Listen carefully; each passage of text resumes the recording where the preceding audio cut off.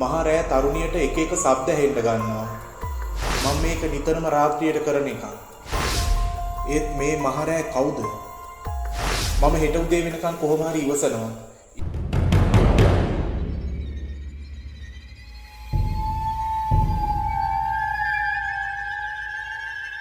මේ කතාව ආරම්භ වෙන්නේ ඉතාමත් නිහඬ බියකරු පසුබිමක.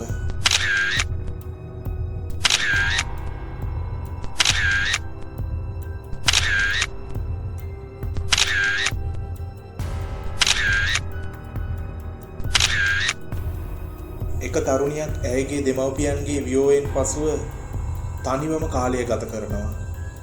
ඇත්තටම ඇයගේ අම්මයි තාත්තයි දෙන්නම නැති වෙන්නේ ගම් වතුර හේතුවෙන්. ඇයගේ අම්මයි තාත්තයි දෙන්න නැති වුණාට පස්සේ ඇය තනිවම ජීවත් වුණා. තනිවම රැකියාවක් කරලා තනියම ජීවත් වුණා. ඇයට කිසිම නෑදෑයෙක් හිටියෙත් නැහැ. සහෝදර සහෝදරියොත් නැහැ. අඳුරන කීප දෙනෙක් කැරෙන්න වෙනත් කිසිම කෙනෙක් ඇයට හිටියේ නැහැ. දන්නේම නැතුව ඇයගේ උපන්දිනය දවසත් ඇවිල්ලා. ඒ කියන්නේ අද ඇයගේ උපන්දිනය. අම්මත් නැහැ, තාත්තත් නැහැ, සහෝදර සහෝදරියෝ නෑදෑයෝ කවුරුවත් නැහැ. ඇය තනියම කේක් එකක් ගෙනල්ලා ඇයගේ උපන්දිනය සමරනවා. හැබැයි මේ වෙලාවේ ඇය තනියම ගෙදර ඉන්නකොට ගෙදර දොරට තට්ටු කරන හඬක් ඇහෙනවා. ඒත් මේ මහරෑ කවුද? ඇය ගිහිල්ලා දොර විවෘත කරලා බලනවා. මැදිවියේ කාන්තාවක් ගෙදර ඉස්සරහ හිටගෙන ඉන්නවා. ඇය අහනවා ඔයා කවුද කියලා. ඇය තරුණිය දිහා බලලා ගොඩක් ආදරෙන් කියනවා කොහොමද දුවේ? මම ඔයාගේ අම්මගේ දුරින් නෑකම් කියන සහෝදරියක් වෙනවා. මගේ නම කාංචනා කියලා කියනවා. ඒත් ඇය දන්න තරමින් ඇයගේ මවට සහෝදරියක් හිටියේ නෑ. දුරින් නෑකම් කියන සහෝදරියක් වුණත් හිටියා නම් ඇයගේ මව ඇයට ඒ බව කියනවා. ඒත් ඒ වගේ දෙයක් ඇයගේ මව ඇයට කියලා තිබුණේ නෑ. ඒ හේතුව නිසා මේ තරුණිය ගොඩක් පුදුමයටපත් වුණා. ඔයාගේ අම්මට ඔයා ආදරයට කිව්වේ සුදු අම්මා කියලා නේද? ඒ කාන්තාව ඒ තරුණියගෙන් එහෙම අහනවා. ඇත්තටම තරුණිය අම්මා ඉන්න කාලේ අම්මට කතා කරේ ආදරයට සුදු අම්මා කියලා තමයි. ඒ හින්දා තරුණියට පොඩි විශ්වාසයක් මේ කාන්තාව ගැන ඇති වෙනවා. තරුණිය මේ කාන්තාව දිහා පුදුමෙන් වගේ බලාගෙන ඉන්නවා. ඒ කාන්තාව සැරෙන් සැරේ මේ තරුණියගේ අම්මගේ තාත්තගේ විස්තර කියා ඇයගේ හිත දිනා ගන්න උත්සාහ කරනවා.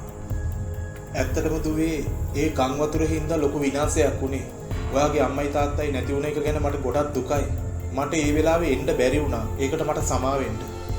මම මේ ආවෙත් දුවව බලලා මෙහි දවස් දෙකක් විතර නැවතිලා ඉඳලා යන්න. අද දුවගේ උපන්දිනේ නේද? මං දුවට තෑග්ගකුත් අරගෙන තමයි ආවේ. තරුණියගේ හිතේ මේ කාන්තාව ගැන විශ්වාසය වැඩි වෙනවා. මොකද එයාගේ අම්මයි තාත්තයි ගැන කියපු විස්තර, එයාගේ උපන්දිනේ, අනිත් එක එයාගේ අම්මට ආදරයට කියපු නම, මේ හැමදේම පිට කෙනෙක් දැනගන්න විදිහක් නැහැ කියලා තරුණිය හිතනවා. තරුණිය මේ කාන්තාව ගේ ඇතුළට අරගන්නවා. ගේ ඇතුළට අරගෙන දෙන්නත් එක්කලම උපන්දින කේක් එකක් කාලා එහෙම රැයට කාලා බීලා රැ නිින්දට යනවා. ඒත් මහ රැ තරුණියට එක එක ශබ්ද හෙන්න ගන්නවා. එක එක මහා අමුතු විදිහේ ශබ්ද. වහලේ උඩ මහා අමුතු විදිහේ රූපෙකුත් ඇය දකිනවා.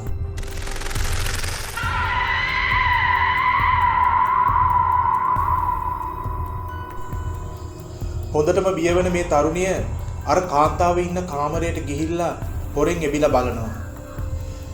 ඇය දකින්නේ ඇයගේ මවගේ සහෝදරිය මහා අමුතු විදිහක භාවනාවක් කරනවා.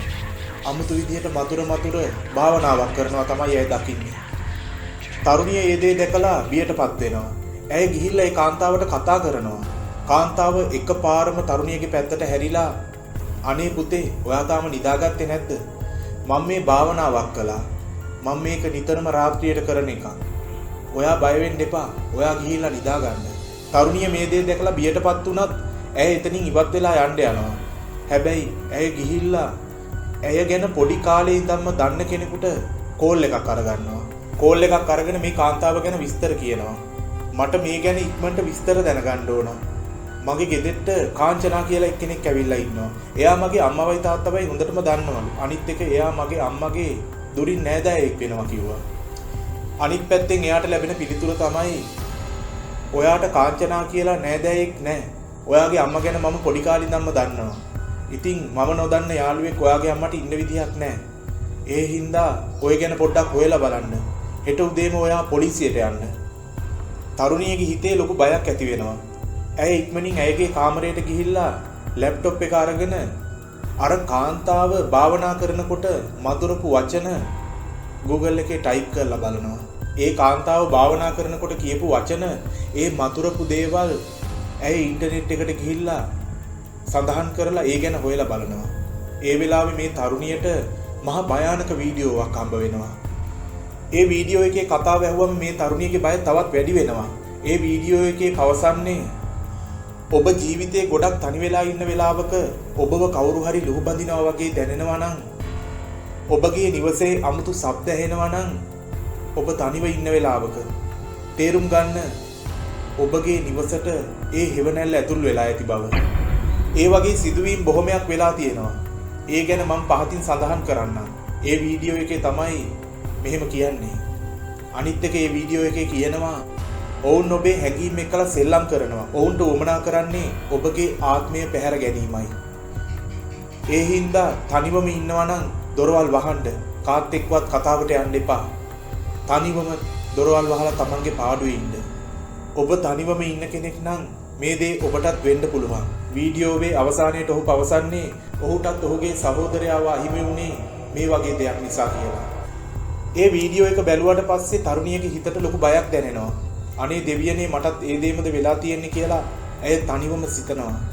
ඊට පස්සේ තරුණිය කාමරේ දොර ලොක් කරනවා. ලොක් කරලා ඇඳට ඇවිල්ලා කල්පනා කරනවා මම හෙට උදේ වෙනකන් කොහොම හරි ඉවසනවා. ඉවසලා මේකට විසඳුමක් හොයනවා. ඇත්තටම මේ කවුද කියලා මං හොයලා බලන්න ඕන. ඒක හෙට උදේට තමයි මං බලන්නේ.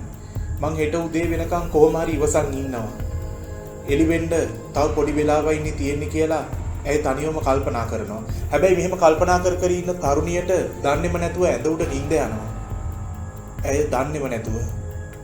ඒ වෙලාවේ දොර ලොක් කරලා තිබුණත් අර කාන්තාව කොහොම හරි කාමරය ඇතුළට එනවා. කාමරයට එන කාන්තාව තරුණියගේ කොණ්ඩගස් කිහිපයක් කපාගෙන ආපහු කාමරෙන් එළියට යනවා. ඒ කරලා ඒ කාන්තාව ඒ කොණ්ඩගස් ලී රූපයකට තියලා ඔතනවා. ඒ කෙස්ගස් ඔතන ගමන් ඇය මතුරනවා. එකපාරටම නිදාගෙන ඉන්න තරුණිය ඇඳෙන් නැගිටිනවා.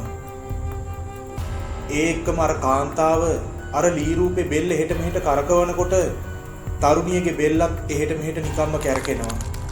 ඇයගේ ඇස් වෙනස් වෙනවා. ඇය යක්ෂණියක් වගේ වෙනස් වෙනවා. තරුණිය එකපාරම ඇඳෙන් බිමට බහිනවා. බිමට බැහැලා තරුණිය ඇවිදගෙන යනවා. ඒ ගිහිල්ලා පිහියක් අරගෙන එක තැනකට ගිහිල්ලා මේ තරුණිය හිට ගන්නවා. තරුණිය අතේ අරගෙන ගියේ ඒ ආයුධය ඇයගේ බෙල්ලට තියාගෙන බෙල්ලේ ඉලක් ඇඳ ගන්නවා. ඒ එක්කම තරුණිය බිමට ඇදගෙන වැටෙනවා. තරුණිය එතනම මිය යනවා. අර මං කලින් කිව්ව කාන්තාව තරුණිය ගාව hina වෙවි බලාගෙන ඉන්නවා. මොකද ඇයට අවශ්‍ය වෙන බිල්ල ඇය අරගත්තා.